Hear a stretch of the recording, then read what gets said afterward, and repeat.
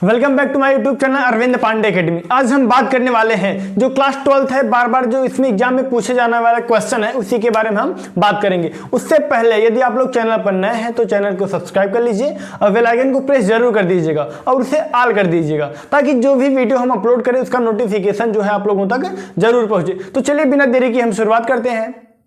हमारा आज का टॉपिक क्या है? आनुवांशिक विकार। यानी हम बात करने वाले हैं कि आनुवांशिक विकार जो होता है वो क्या होता है। आप लोग क्वेश्चन बैंक में देखे होंगे कि आनुवांशिक विकार जो होता है एग्जाम में पूछा गया है, मॉडल पेपर में भी देखे होंगे एग्जाम में पूछा गया है, और जो पिछले साल के एक दो पेपर भी लिए होंगे तो उसमें भी देखे होंगे कि आनुवांशिक विकार में से कोई कुछ ना कुछ प्रश्न जरूर बना है। तो क्या है आनुवांशिक विकार, क्या होता है, बहुत ध्यानपूर्वक समझिएगा। आप लोग इसे स्क्रीनशॉट भी हम बताएंगे कब लेना है आप लोगों को, केवल ध्यान तक देखिए वीडियो को और वीडियो के अंत तक बने रहिएगा। क्या है?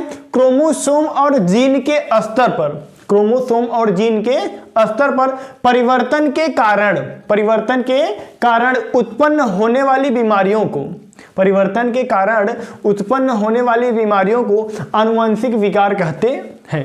कहने का मतलब यह है बच्चों, क्या है कि मान लीजिए कोई व्यक्ति है, उसके शरीर में क्रोमोसोम की कमी हो गई या क्रोमोसोम की अधिकता हो गई या कोई जीन में कुछ गड़बड़ी हो गई, तो इस प्रकार के रोग को, इस प्रकार के विकार को क्या कहते हैं? आनुवांशिक विकार। अब आप लोगों के मन में यह क्वेश्चन आ रहा होगा कि विकार क्या होता है और रोग, यानी विकार और रोग में अंतर क्या है, यही आप लोगों को प्रश्न बन रहा होगा आप लोगों के मन में। तो विकार कहिए चाहे रोग, बात एक ही है, लेकिन यानी जो एक पीढ़ी से दूसरे पीढ़ी में रोग जाते हैं तो उन रोगों को रोग न कहकर विकार कहते हैं। ठीक, अब अथवा यानी एक इसका और क्या यानी परिभाषा है, क्या है?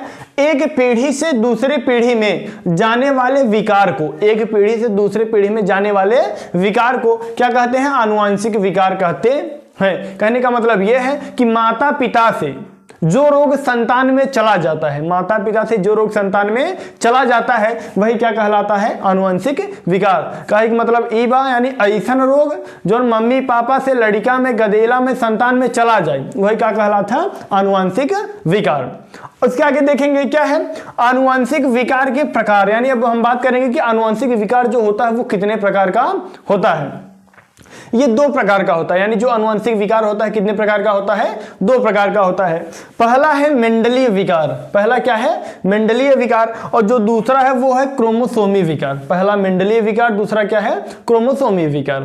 ठीक, अब हम बात करेंगे दोनों के बारे में, उससे पहले आप लोग इसका स्क्रीनशॉट ले लीजिए। चलिए अब हम देख लेते हैं कि जो मेंडलीय विकार है वो क्या है। ठीक, मेंडलीय विकार एकल जीन के रूपांतरण एवं उत्परिवर्तन से, एकल जीन के रूपांतरण एवं उत्परिवर्तन से उत्पन्न होने वाले विकार को, उत्पन्न होने वाले विकार को मेंडलीय विकार कहते हैं। कहने का मतलब एकल जीन है, उसके परिवर्तन में, उसमें कुछ गलत हो जाए, कुछ उत्परिवर्तन हो जाए, कुछ उलटफेर हो जाए तो वही क्या कहलाता है? इस प्रकार के विकार को, इस प्रकार के रोग को मेंडलीय विकार कहते हैं। ठीक, और क्या है?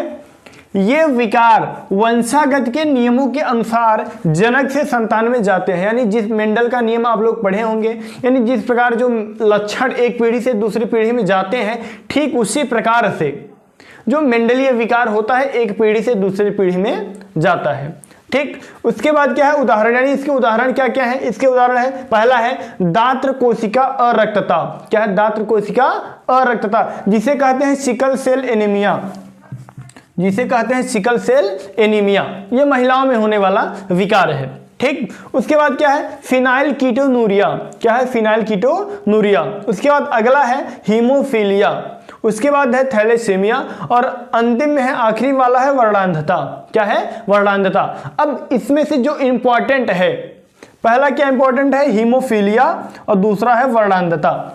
एग्जाम में ये बार बार पूछता है इसी दो टॉपिक से कि हीमोफीलिया क्या होता है, वर्णांधता क्या होता है। हीमोफीलिया आगे आप लोगों को बस आगे बताएंगे हीमोफीलिया क्या होता है और वर्णांधता, लेकिन उससे पहले आप लोग इसका स्क्रीनशॉट ले लीजिए। चलिए देख लेते हैं कि जो हीमोफीलिया है वो क्या होता है, वो किस प्रकार का रोग होता है। देखिए, यह एक आनुवांशिक विकार है आनुवंशिक विकार में कौन सा विकार है? मेंडलीय विकार है। कौन सा विकार है? मेंडलीय विकार है। ठीक, उसके बाद जैसे एग्जाम में कभी कभी बहुविकल्पी में पूछ लेता है, कभी कभी क्या देखे ही होंगे, कई बार एग्जाम में पूछा गया है कि पूछ लेता है कि निम्न में से मेंडलीय विकार कौन सा है। ठीक, ऑप्शन ये दे देगा, 3 और दे देंगे। तो यदि आप जानते रहेंगे भैया जो हीमोफीलिया है, अभी इसके पहले ही जस्ट आप लोगों को उदाहरण में बताया गया कि क्या क्या मेंडलीय विकार होते हैं। ठीक है, तो 1 नंबर का बहुविकल्पी इस तरीके से पूछता है। उसके बाद क्या है, आगे है हीमोफीलिया के कारण, हीमोफीलिया के कारण मनुष्यों में रक्त के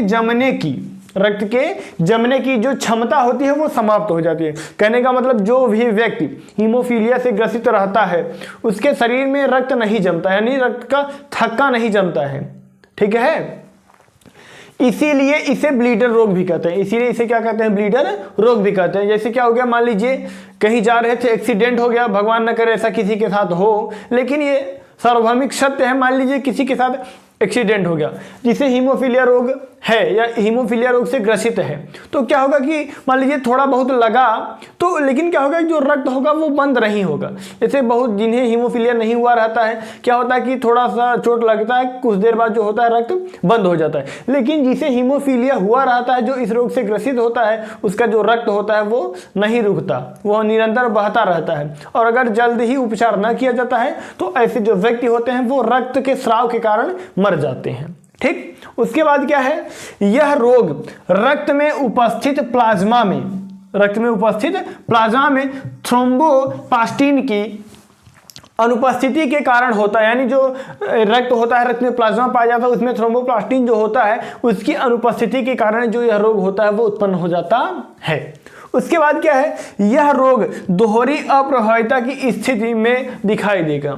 यह दोहरी अप्रभाविता की स्थिति में दिखाई देता है। कहने का मतलब जो आनुवंशिकता का जो नियम होता है उसी पर यह आधारित होता है। उसके बाद क्या लिखा गया कि इस रोग की वाहक स्त्रियां होती हैं। जो इस रोग की वाहक होती हैं वो कौन होती है? स्त्रियां होती हैं। यानी जो महारानी विक्टोरिया थी उनके वंशजों में कई लोगों को हीमोफीलिया हो गया था, और जो महारानी विक्टोरिया थी वह स्वयं इस रोग की क्या थी? वाहक थी। ठीक, अब वाहक का मतलब क्या होता है? यानी लेकर जाने वाला, फैलाने वाला।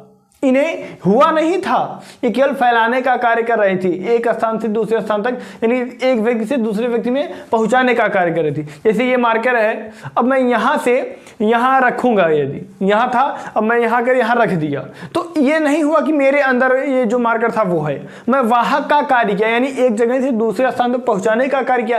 तो ठीक इसी प्रकार जो महारानी विक्टोरिया थी वो क्या थी? वाहक थी, उन्हें यह रोग हुआ नहीं था। उसके बाद क्या है, नारी के रोगग्रस्त होने की संभावना शून्य होती है, यानी जो नारी होती है वह इस रोग से ग्रसित नहीं होती है। ठीक, उसके बाद क्या है, क्योंकि वे भ्रूणी अवस्था में ही मर जाती है। मान लीजिए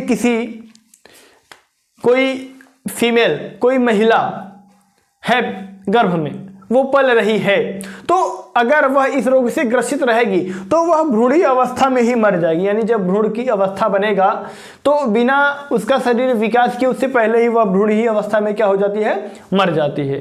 ठीक, तो ये रहा हीमोफीलिया। ठीक, किस प्रकार से इसमें कौन क्या होता है ये आप लोगों को बता दिया गया। अब हम बात करेंगे वर्णांधता, लेकिन उससे पहले आप लोग इसका स्क्रीनशॉट ले लीजिए, ये बहुत इंपॉर्टेंट है, कई बार एग्जाम में पूछा गया प्रश्न है, तो नोट कर लीजिए इसे। चलिए अब हम देख लेते हैं जो वर्णांधता होता है वो क्या होता है और वह किस प्रकार का रोग होता है, यानी विकार होता है। वर्णांधता, इसमें क्या है, यह लिंग संलग्न अप्रभावी विकार है। यानी जो यह विकार होता है वो लिंग संलग्न अप्रभावी विकार होता है। यह विकार लाल अथवा हरे वर्ण संवेदी संघ के त्रुटिपूर्ण होने के कारण होता है। कहने का मतलब ये होता है कि लाल अथवा हरे, वर्ण का मतलब होता है रंग, वर्ण का मतलब क्या होता है? रंग। ये बात ध्यान में रहे, यानी लाल अथवा हरे रंग संवेदी संघ के गलत होने के कारण यह जो विकार होता है वो उत्पन्न हो जाता है। उसके बाद क्या है, परिणामतः, यानी जिसके परिणाम स्वरूप व्यक्ति लाल एवं हरे रंग, वर्ण का मतलब रंग, में विभेद नहीं कर पाता। यानी जो व्यक्ति वर्णांधता से ग्रसित रहता है वह लाल और हरे रंग में विभेद नहीं कर पाता है कि कौन सा रंग लाल है कौन सा रंग हरा है, वह पहचान ही नहीं पाता।